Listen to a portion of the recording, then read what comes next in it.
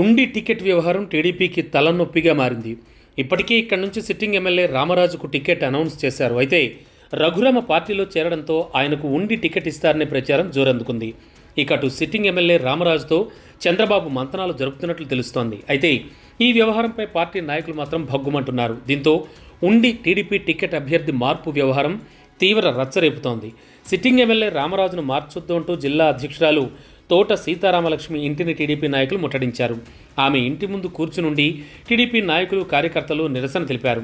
Sitting MLA అభ్యర్థిత్వాన్ని మార్చితే సహించేది లేదంటూ నాయకులు అల్టిమేటం జారీ చేశారు. ఇప్పటికే కేడర్ రాజీనామా పత్రాలను అధినేతకు అందించారు.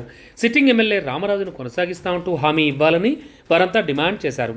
దీంతో ఇప్పుడు ఉండి వ్యవహారం టీడీపీకి సరికొత్త తలపోటుగా మారింది. శివరామరాజు టీడీపీ రెబెల్గా పోటీ చేసేందుకు రెడీ అయిపోయారు. ప్రచారం కూడా మొదలెట్టేశారు. అలాంటిది ఇప్పుడు రఘురామకు టికెట్ ఇచ్చి రామరాజును పక్కన పెడితే పార్టీ శ్రేణులు ఎలా రియాక్ట్ అవుతాయని టీడీపీని టెన్షన్ వెంటాడుతోంది. చంద్రబాబు హామీతో రామరాజు కూలవుతారా, లేక రఘురామకు మద్దతుగా నిలుస్తారా?